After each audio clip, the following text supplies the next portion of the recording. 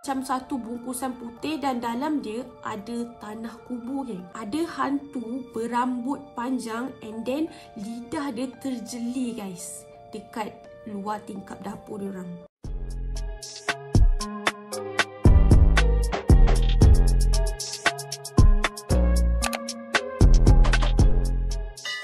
Hi guys, Assalamualaikum. Welcome back to my YouTube channel. Hi guys. Okay guys, so hari ni aku nak cerita pasal cerita hantu balik. Sebab aku rasa macam dah lama gila-gila aku skip cerita hantu. Dan sekarang aku punya channel pun dah kembali normal, Alhamdulillah. So hari ni kita nak cerita pasal cerita hantu. Dia bukan hantu, dia motu sihir macam tu lah, macam seram-seram macam tu. So semalam aku rasa ada video yang viral dekat TikTok pasal seorang makcik. Dia tertangkap kat dalam kamera. Penampakan seorang makcik ni, dia keluar daripada kereta and then dia tabur something dekat depan rumah orang tu. So siapa-siapa yang tak tengok lagi, kita tengok sama-sama video yang agak menyeramkan jugalah. So jom kita tengok.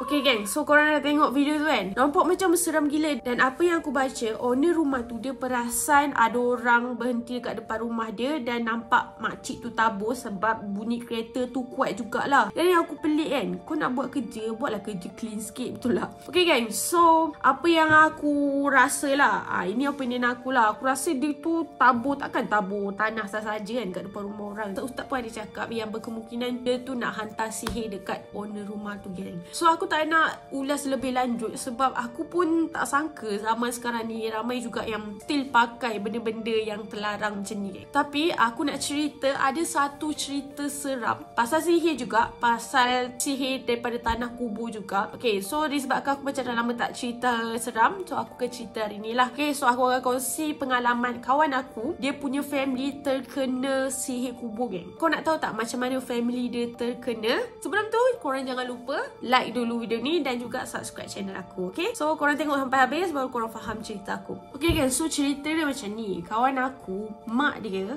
adalah isteri kedua kepada bapa dia. So kiranya dia adalah anak tiri. Bukan nak kata anak tiri, anak betul sebenarnya. Cumanya mak dia kahwin dengan duda. Faham tak? Dia tu adalah hasil perkahwinan kedua bapa dia. So kiranya kawan aku ni, mak dia adalah bini kedua bapa dia. Dan bini pertama bapa dia orang dah bercerai tau. Bukan meninggal tapi still ada lagi, tapi dia orang dah bercerai. Kiranya mak tiri kawan aku ni lah dah bercerai. Okay geng, so cerita dia, mak dia pernah kena sihir dengan mak tiri dia. Kiranya isteri pertama ayah dia tu pernah sihir mak kawan aku ni. Memang betul-betul terkejut gila lah sebab tak sangka tau dia kena hantar sihir macam tu. So cerita macam ni, waktu tu member aku ni umur dia kecil lagi, dalam umur 7-8 tahun macam tu lah. Kita kan kecil-kecil, kita tak tahu apa jadi apa semua kan. Dia tanyalah balik apa yang dah jadi dekat dia dulu. So ni cerita pasal dulu-dulu lah. Nak dijadikan ceritanya, papa dia ni ada 3 orang anak. Cuma seorang daripada anak dia je yang duduk dengan diorang waktu hari sekolah. So kiranya hari Isnin sampai hari Jumaat, kakak tiri kawan aku ni dia duduk dengan diorang sebab bapa dia still ada tanggungan bapa dia. So every weekdays, Isnin sampai hari Jumaat, kakak tiri dia tu akan duduk sekali dengan diorang dekat rumah mak kawan aku ni. Nak dijadikan ceritanya, kakak tiri dia ni memang agak liar jugalah, macam nakal macam tu. Pernah sekali tu kakak tiri dia ni pernah buat halau sampaikan dia bawa lelaki masuk bilik dia,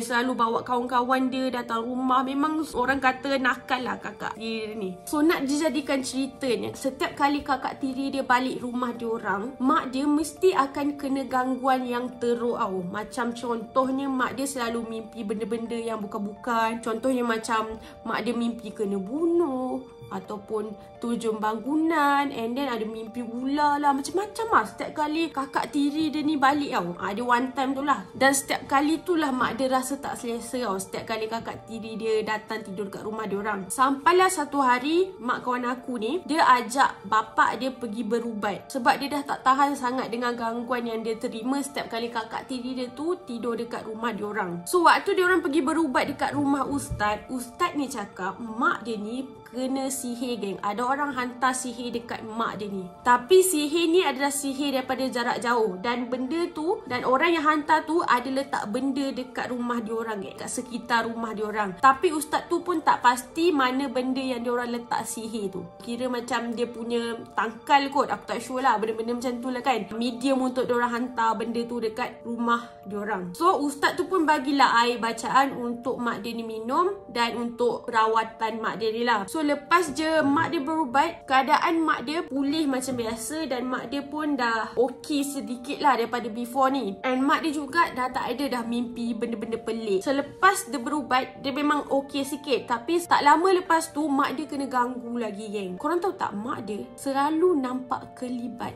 pocong dekat dapur rumah dia orang, geng. Dekat dapur, dekat tingkap rumah, dan mak dia memang selalu sangat kena kacau dengan benda-benda macam ni tau. Ada pernah satu malam tu, adik dia orang demam tau. Adik member aku ni demam. Lepas tu mak dia pun pergilah nak ambil barang dekat dapur kan, macam ubat, air untuk adik dia ni. So waktu tu mak dia nampak ada hantu berambut panjang and then lidah dia terjeli, guys, dekat luar tingkap dapur diorang.